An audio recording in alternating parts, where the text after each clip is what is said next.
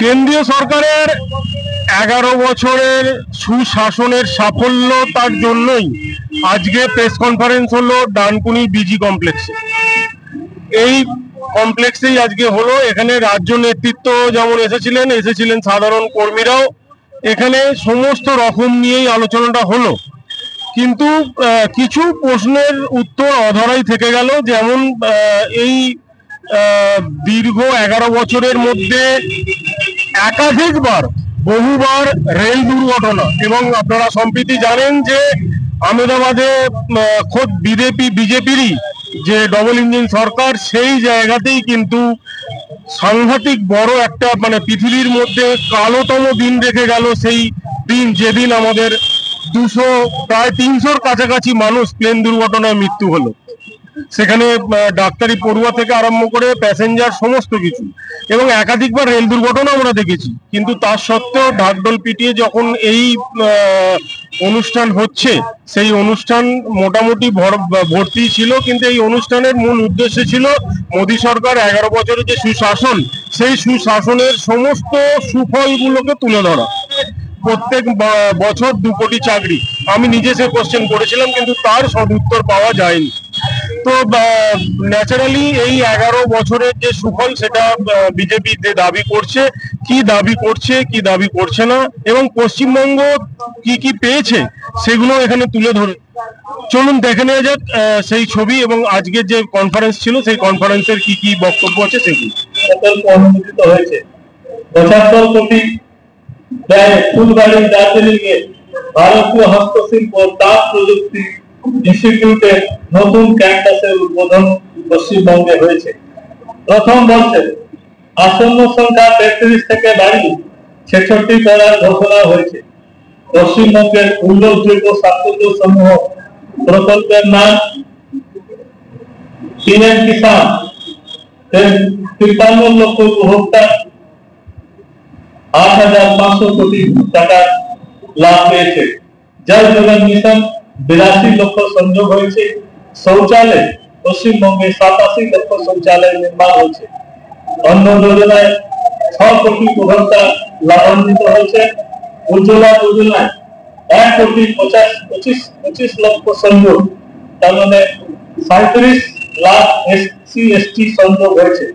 আবাস যোজনায় শহরে 4.6 লাখ হাউসেস ডিস্ট্রিবিউট হয়েছে, যার থেকে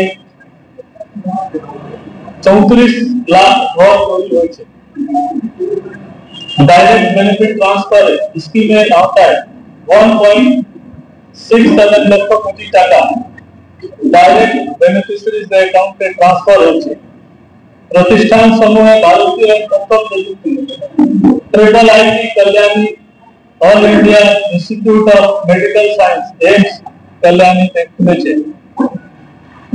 এই ডেটাগুলো আমরা জেলার মাধ্যমে সফট কপি সমস্ত সাংবাদিক বন্ধুদের আমরা পাঠিয়ে দেব, এবং এই প্রকল্প যেগুলো আমরা বললাম, এর মাধ্যমে ভারত সরকার প্রমাণ করেছে যে কোনো আমরা পশ্চিমবঙ্গ সরকারের সঙ্গে আমরা ডেভেলপমেন্টের ইস্যুতে কোনো দলবাজিতে বিশ্বাস ভারতীয় জনতা পার্টি করে না। সব সময় পশ্চিমবঙ্গের উন্নয়নের জন্য মোদী সরকার চিন্তাশীল, এবং আগামী দিনে এই যে কেন্দ্রের টাকা 9/6 হয়েছে পশ্চিমবঙ্গে, আবাস যোজনার টাকা যে 9/6 হয়েছে, যে আমরা মনরেগার টাকা এখানে অন্য অ্যাকাউন্টে খরচ করতে দেখেছি। ক্যাগের রিপোর্টে আমরা দেখেছি, ক্যাগ রিপোর্ট বলেছে পশ্চিমবঙ্গে অনেক লক্ষ টাকা, কয়েক লক্ষ কোটি টাকা, তার কোনো অ্যাকাউন্ট আমরা দেখতে পাইনি।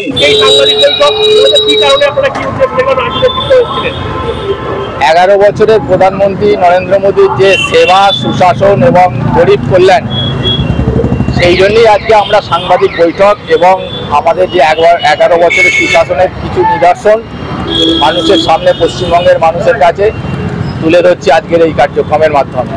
কেননা দীর্ঘ 60 বছর কেন্দ্রে কংগ্রেস ক্ষমতায় থেকে ভারতবর্ষকে একটা পিছিয়ে পড়া দেশ হিসাবে প্রকাশ করেছে, কিন্তু আজকে আমরা অটল বিহারী বাজপেয়ী 5 বছরের সুশাসন এবং 11 বছরের মোদিজির সুশাসন, সেবা এবং গরিব কল্যাণ, এই যে সামাজিক কার্যক্রম, এইগুলোকে তুলে ধরার জন্য সারা দেশব্যাপী আমরা মানুষের কাছে যাচ্ছি যে ভারতবর্ষ কোথায় ছিল আর আজকের ভারতবর্ষ কোথায় আছে, কোন জায়গায় মোদিজি নিয়ে গেছেন এই সুশাসন, সেবা এবং গরিব কল্যাণের মাধ্যমে।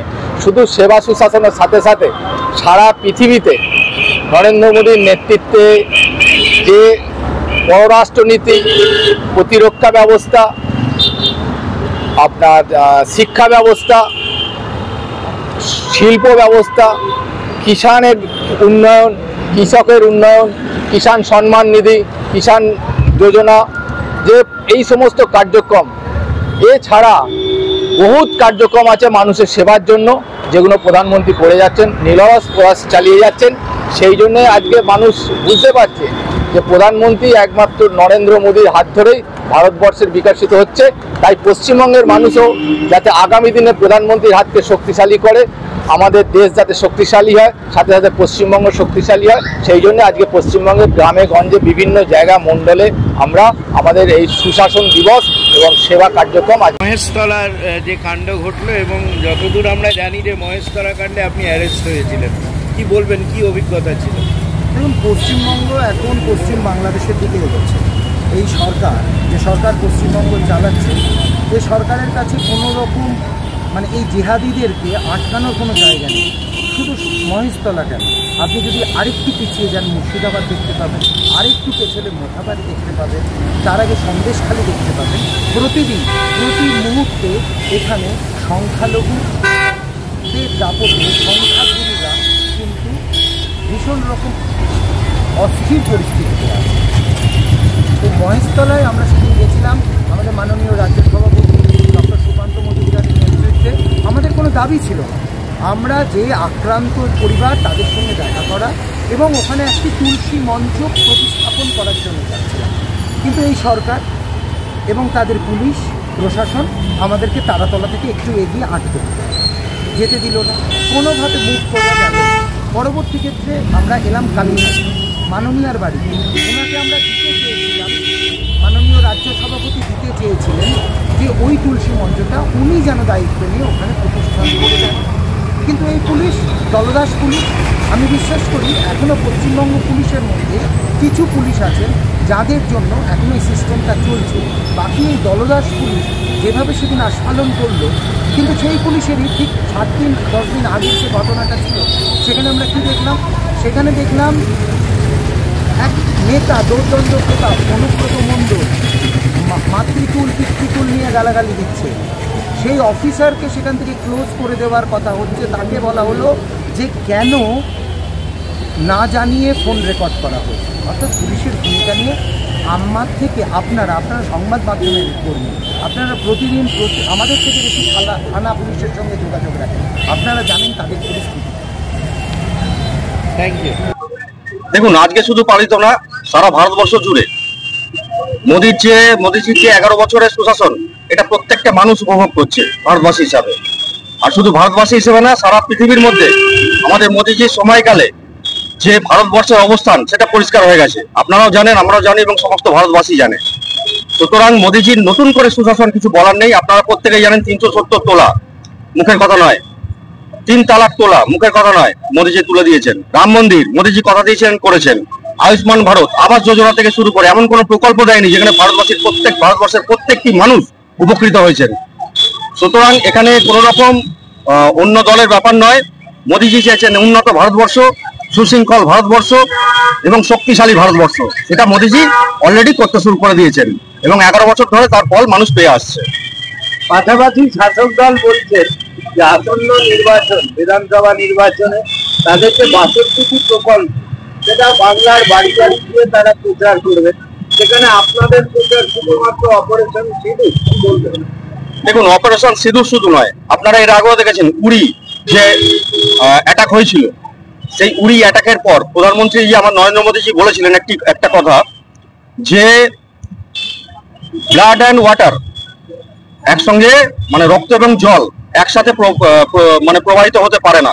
তার প্রতিফলন আপনারা দেখতে পেয়েছেন সার্জিক্যাল স্ট্রাইকের আগেও। এবং অপারেশন সিঁদুর। অপারেশন সিঁদুর নাম কেন দিয়েছিলেন? বিরোধীরা অনেক কটাক্ষ করছে। সিঁদুর দেখে যেভাবে হত্যা করা হয়েছে হিন্দুদেরকে, হিন্দু নারীদের কপালে সিঁদুর দেখে তার স্বামীকে তার সামনে হত্যা করা হয়েছে, সেই কারণেই অপারেশন সিঁদুর নাম দেওয়া হয়েছিল। অপারেশন সিঁদুর আমাদের কাছে অত্যন্ত সেন্সিটিভ ইস্যু, কারণ এখানে একটি ধর্ম দেখে মারা হয়েছে। সুতরাং আমরা প্রধানমন্ত্রীজিকে সেই হিসাবে আমরা সমর্থন জানাচ্ছি এবং ভারতবর্ষের প্রত্যেকটি মানুষ সমর্থন জানিয়েছেন। কয়েকটি বিরোধী দল বাদ দিয়ে বিরোধিতা করেই যাচ্ছে এবং ওরা আগামী দিনেও করতে থাকবে, কিন্তু মোদীজিকে আটকানোর ক্ষমতা এখন অব্দি ভারতবর্ষের বুকে কোনো দলের হয়নি। কিন্তু আগে তো মোদীজি আসার আগে প্রচারে বলেছিলেন বছরে 2 কোটি চাকরি এবং কালাধন যদি আসে 15 লক্ষ টাকা করে প্রতি অ্যাকাউন্টে ঢুকবে, সেটা তো এখনো ফলপ্রসূ হয়নি। দেখুন, ফলপ্রসূ হয়নি আমরা কি করে বলবো? আপনারা প্রত্যেকে জানেন S-400 নাম সবাই জেনে গেছে, যার জন্য প্রত্যেকটি ভারতবর্ষের মানুষ শান্তিতে ঘুমিয়েছে। কারণ পাকিস্তান যেভাবে ভারতবর্ষের ওপর আক্রমণ শানিয়েছিল, যদি ভারতবর্ষ শক্তিশালী না হতো তাহলে ভারতবর্ষের অনেকটি অংশেই ধ্বংস হয়ে যেত বা ক্ষতিগ্রস্ত হতো। সুতরাং আমাদের ভারতবর্ষকে শক্তিশালী করার জন্য ওই যারা দেখুন 15 লক্ষ টাকার কথা কারা বলবে? যারা সারাদিন কাটমানি আর জাল জুয়া চুরির কথাবার্তা বলে এবং পকেটে টাকা ছাড়া আর কিছু কথা বলে না, তারাই একমাত্র বলতে পারবে যে এই 15 লক্ষ টাকার কথা। আমরা চাইছি শক্তিশালী ভারত, পাকিস্তানের মতো কোনো দেশ যাতে ভারতবর্ষের দিকে আঙুল তুলে না তাকাতে পারে, আঙুল তুলে না দেখাতে পারে, তার জন্য আমাদের মোদীজি আপ্রাণ চেষ্টা করে যাচ্ছেন। আয়ুষ্মান ভারত নিয়ে কি বলবেন? 9 কোটিরও বেশি। দেখুন, আয়ুষ্মান ভারত একটি এমন প্রকল্প, প্রধানমন্ত্রী আমাদের নরেন্দ্র মোদীজির স্বপ্নের প্রকল্পের মধ্যে একটি, যার সমস্ত মানুষের বিনামূল্যে 5 লক্ষ টাকার বীমা চিকিৎসা, সেটা পশ্চিমবঙ্গে আমরা চালু করতে পারছি না, কারণ পশ্চিমবঙ্গ সরকার এখন অব্দি সেইভাবে আগ্রহী নয়। পশ্চিমবঙ্গে চালু হলে পশ্চিমবঙ্গের মানুষ পশ্চিমবঙ্গের বাইরে গিয়েও চিকিৎসা করতে সমর্থ হবে এবং প্রত্যেকটি মানুষ উপকৃত হবে এই আয়ুষ্মান ভারতের। যেমন আবাস যোজনা থেকে উজালা গ্যাস থেকে শুরু করে প্রত্যেকটি আপনার প্রকল্পে, প্রধানমন্ত্রীজির প্রকল্পে মানুষ উপকৃত হয়েছে। কারণ এই আয়ুষ্মান যোজনা যদি পশ্চিমবঙ্গের বুকে চালু হয়, প্রত্যেকটি মানুষ উপকৃত হবে। যে বিজেপির যে নীতি আদর্শ, আজকে ওখানে যে অনুষ্ঠানটা ওনারা করেছেন সমস্ত দোকানগুলো গার্ড দিয়ে, আপনারা গিয়ে ভিডিও করুন, আমি মিথ্যে কথা বলছি কিনা। টাইটাস গার্ড হয়েছে, আমি বাপ্পা বলি, বাপ্পা আমার ভাইয়ের মতো, ওর দোকানটা গার্ড করে নরেন্দ্র মোদীর ছবি টাঙিয়ে ওরা উদযাপন করেছে। আমি শুনলাম ওনারা নাকি বলেছেন যে ডেভেলপমেন্টের কথা, নরেন্দ্র মোদী এই এত বছরে কি ডেভেলপমেন্ট করেছে। আমি একটাই কথা বলবো, নরেন্দ্র মোদী 2014 থেকে আজকে 2025 সাল একজন ব্যর্থ প্রধানমন্ত্রী। তার কারণ আপনারা যদি বলেন যে নরেন্দ্র মোদীর কি ডেভেলপমেন্ট, আমি একটাই কথা বলবো, একদম নরেন্দ্র মোদী ডেভেলপমেন্ট করেছেন। কি করেছেন? ভারতবর্ষের দেশের সুরক্ষাকে তিনি নষ্ট করেছেন।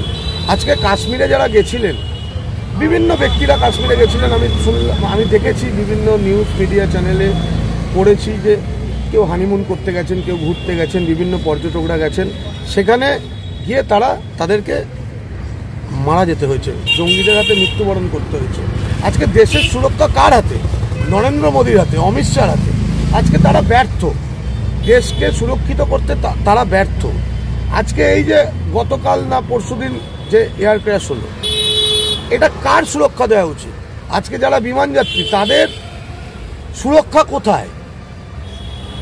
নরেন্দ্র মোদী 2014 সালের আগে বিভিন্ন প্রতিশ্রুতি দিয়ে সারা ভারতবর্ষ জুড়ে ক্ষমতায় এসেছিলেন। বলেছিলেন 2 কোটি বেকারের চাকরি দেবেন, বলেছিলেন বিভিন্ন রকম ডেভেলপমেন্ট করবেন, চাকরি দেবেন, বিভিন্ন কথা তিনি বলেছিলেন। 15 লক্ষ, আজকে 15 লক্ষ টাকা দেবেন। আজকে 15 টাকা ভারতবর্ষের মানুষ কারোর অ্যাকাউন্টে ঢুকেছে? 2 কোটি চাকরির মধ্যে 2টো চাকরি হয়েছে। তারা কপিরাইট করেছেন মমতা বন্দ্যোপাধ্যায়ের কন্যাশ্রী প্রকল্পকে, বেটি বাঁচাও বেটি পড়াও প্রকল্প। আজকে সেই বেটি বাঁচাও বেটি পড়াও প্রকল্পে আমি ডানকুনির মানুষের কাছে নতমস্তকে বলি, একজনও কেউ পেয়েছেন বেটি বাঁচাও বেটি পড়াও নরেন্দ্র মোদীর প্রকল্প? আয়ুষ্মান ভারত বিভিন্ন ব্যাপারে নরেন্দ্র মোদী একজন ব্যর্থ প্রধানমন্ত্রী। আজকে রাম মন্দির তিনি করেছেন, তিনি যদি মনে করেন শুধুমাত্র রাম মন্দির করে এই গরিব টোটোওয়ালা, ভ্যানওয়ালা, রিক্সাওয়ালা, হকার তাদের পেট চলবে, এটা ঠিক না। বিভাজনের রাজনীতি করে সাময়িকভাবে ক্ষমতায় থাকা যায়। আমি তো একজন হিন্দু ঘরানার ছেলে, সেখানে যদি হিন্দুত্ব আমাকে নরেন্দ্র মোদীর থেকে শিখতে হয়, আমাকে যদি হিন্দুত্ব বিজেপির থেকে শিখতে হয়, আমার হিন্দুদের এটা বলবো ব্যর্থতা। নরেন্দ্র মোদীকে তথা বিজেপি দলকে একটাই কথা বলবো, আপনারা এই মন্দির মসজিদের রাজনীতি ছেড়ে ডেভেলপমেন্টের রাজনীতিতে আসুন। আমরা আছি। মমতা বন্দ্যোপাধ্যায় সারা বাংলা জুড়ে যেভাবে ডেভেলপমেন্ট করে চলেছেন, যেভাবে ডেভেলপমেন্ট করেছেন, আজকে মমতা বন্দ্যোপাধ্যায়ের ডেভেলপমেন্ট প্রত্যেকটা ঘরে ঘরে পৌঁছে গেছে। কিন্তু নরেন্দ্র মোদীর ডেভেলপমেন্ট কোথায়? নরেন্দ্র মোদী আজ যদি ডানকুনি বলি, ডানকুনির জন্য কি ভেবেছেন? আজকে ডানকুনিতে ফ্রেড করিডর মমতা বন্দ্যোপাধ্যায়ের করা, আজকে ডানকুনিতে ওড়ালপুল মমতা বন্দ্যোপাধ্যায়ের করা, ডানকুনিতে কবরস্থান, ডানকুনিতে শ্মশান ঘাটের ডেভেলপমেন্ট, ইলেকট্রিক চুল্লি মমতা বন্দ্যোপাধ্যায়ের করা। মমতা বন্দ্যোপাধ্যায় একাধারে যেমন ফুরফুরা শরীফের ডেভেলপমেন্টের জন্য অর্থ তার সিএম ফান্ড থেকে দেন বা তার সরকার দেন, তেমনি আবার দক্ষিণেশ্বরের স্কাইওয়ার্কের জন্য মমতা বন্দ্যোপাধ্যায় দেন, তার ডেভেলপমেন্ট ফান্ড থেকে তার অর্থ তার সরকার দেন। তো মমতা বন্দ্যোপাধ্যায় মানুষের জন্য রাজনীতি করেন। মমতা বন্দ্যোপাধ্যায় মন্দির মসজিদের রাজনীতি করেন না। মমতা বন্দ্যোপাধ্যায় হিন্দু মুসলিম বিভেদকরণের রাজনীতি করেন না। আমি এক কথাই বলবো, নরেন্দ্র মোদী একজন ব্যর্থ প্রধানমন্ত্রী। নরেন্দ্র মোদীর দল ভারতীয় জনতা পার্টি, যিনি রিপ্রেজেন্ট করছেন শুভেন্দু অধিকারী, একটা চোর, একটা চোর। তিনি, তাকে দেখা গেছে এর আগে 100টা ছবি আমার ফোনে আছে যে তিনি মাথায় রুমাল বেঁধে নামাজ পড়েছেন, বিভিন্ন ইফতার পার্টিতে যোগদান করেছেন। তখন কোথায় ছিল শুভেন্দু অধিকারী? আপনার হিন্দুত্ব কোথায় ছিল? আপনার সনাতনী ধর্ম। আজকে নতুন করে আমাদেরকে হিন্দুত্ব শেখাবেন না। আমরা ছোট থেকে আমার মা, আমার কাকিমা, আমার ঠাকুমা, আমার দিদিমাদের দেখেছি যে কিভাবে সন্ধ্যা আরতি প্রদান করতে হয়, কিভাবে পূজা প্রদান করতে হয়। আজকে আপনি নতুন করে এসে আমার শ্রীরামের প্রতি কি ভক্তি, সেটা আপনারা মনে করবেন যে আমাকে আপনারা শিখিয়ে দেবেন, হিন্দুদের শিখিয়ে দেবেন। আমি প্রথম বলবো, হিন্দুরা এদের থেকে দূরে থাকুন। কারণ আমরা যাকে পুজো করি, আমরা হিন্দুদের শ্রীরামচন্দ্রকে পুজো করি, আমরা তাকে ঠাকুরঘর বলি, সেই ঠাকুরঘরের স্থান দিই। আজকে তারা মদ মাংস গিলে রাত্রেবেলা জয় শ্রীরামের ধ্বনি দিয়ে রাজনীতি করে। আজকে আমি ধিক্কার জানাই। আমি হিন্দু ঘরের ছেলে হিসেবে বলবো, হিন্দুরা এই বিজেপি নামক ভয়ানক যে দল, তাদের থেকে দূরে থাকে। মোদী কিছুই করতে পারে, আমাকে অ্যারেস্ট করেন না। আমি তো বলছি, আমি একজন তৃণমূল কংগ্রেস টিকিটে নির্বাচিত কাউন্সিলর। আমি বলছি নরেন্দ্র মোদী একজন ব্যর্থ প্রধানমন্ত্রী। এর প্রসঙ্গে আমার 100 স্টেটমেন্ট আছে। আমি যদি ভুল বলি, বিজেপির পাপের ক্ষমতা থাকলে আমাকে অ্যারেস্ট করে দেখা।